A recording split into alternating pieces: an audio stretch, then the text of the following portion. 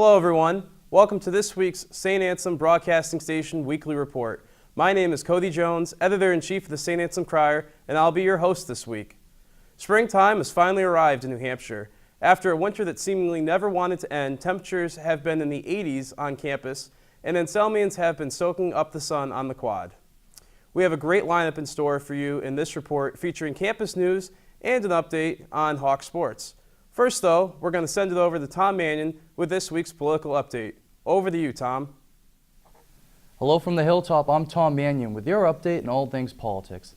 Last Thursday, the United States launched a military strike on the Syrian government air base in response to a chemical attack that killed dozens of civilians early in the week.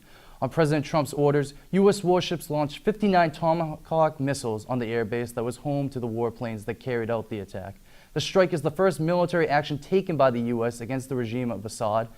It represents a substantial escalation of U.S. military campaign in the region and could be interpreted by the Syrian government as an act of war. Trump's decision marks a change in his foreign policy. During the campaign, Trump opposed any action being taken and spoke about an America First philosophy that he said would drive his domestic and foreign policy. According to sources in the White House, the president was visibly and publicly moved by the images of the chemical attack, and that is why he changed his position. Secretary of State Rex Tillerson said that the strike did not represent a change in Trump's administration's policy. It just demonstrates that the president is willing to act when governments and actors cross the line in the most heinous of ways. Not everyone agreed with the action of the bombing, even members of Trump's own party. Senator Rand Paul from Kentucky believes the most recent strike against Syria is not constitutional. He believes that the president must request permission from Congress before going to war and that the strike on Syria should have been authorized before Congress. The senator also said on Fox News that the president's most recent strike against Syria will only cause more deaths and more refugees. In other news, there seems to be tension in the White House between Chief Strategist Steve Bannon and Trump advisor and son-in-law Jared Kushner. There seems to be a divide between Bannon and Kushner on what kind of agenda the administration is going to have. They had a meeting Friday, and according to Reese Priebus, they have resolved their issues. Only time will tell.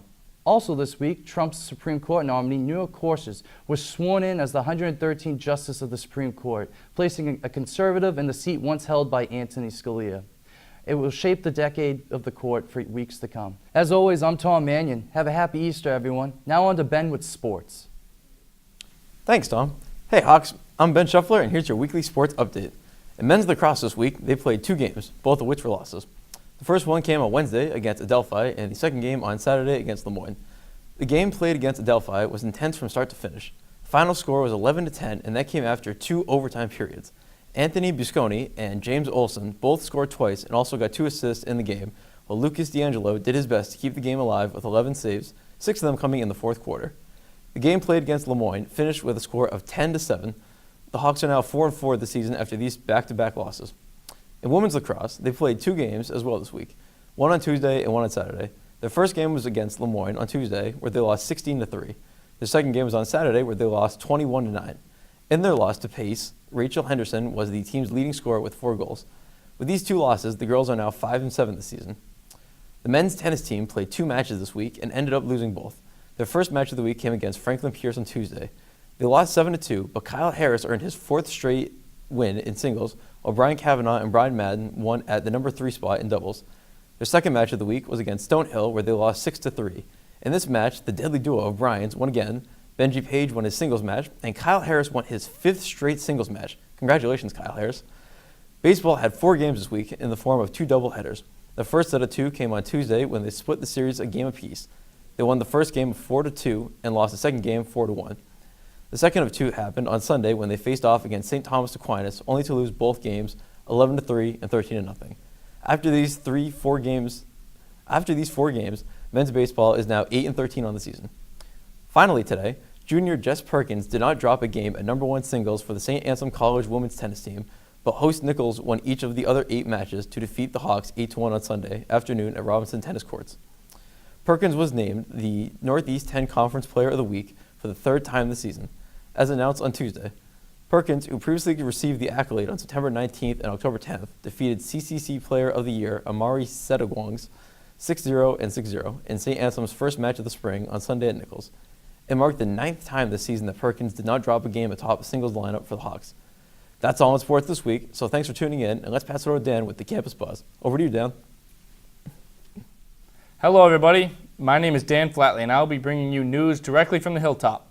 The big news this past week was the announcement of the 2017 St. Anselm commencement speaker.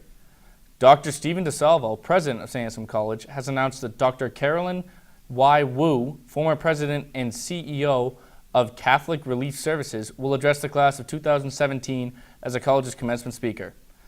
From 2012 to 2016, Dr. Wu served as president and CEO of Catholic Relief Services, the official international humanitarian agency of the Catholic community in the United States.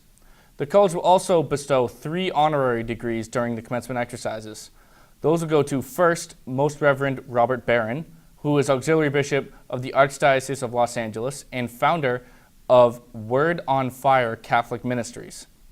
Also getting an honorary will be Sister Thomas Welder, who is a native of Bismarck, North Dakota, and a member of the Benedictine Sisters of Annunciation Monastery. She has served the University of Mary as a teacher and administrator since 1963. In 1978, she assumed her role as president. Retiring as president in 2009, she currently serves as president emerita in the area of mission advancement.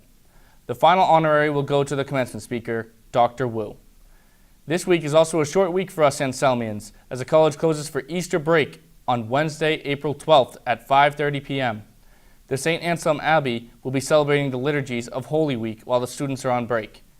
They have already celebrated Palm Sunday this past Sunday, and they will be celebrating Holy Thursday, Good Friday, Holy Saturday, Easter Sunday, and Monday in the octave of Easter in the Abbey. Mass of Easter Day is scheduled for 11 a.m. if any local students or alumni are interested in attending. With the short week, there are not many events occurring for students on campus, but I do hope you all have a wonderful Easter break. Now back to you, Cody. Thank you, Tom, Ben, and Dan. That'll do it for this week's edition of SABS, St. Anselm's first and only broadcasting station. Thank you for watching. We wish everyone safe travels as you head home for Easter break. I'm Cody Jones. Until next time, stay classy, St. Anselm College.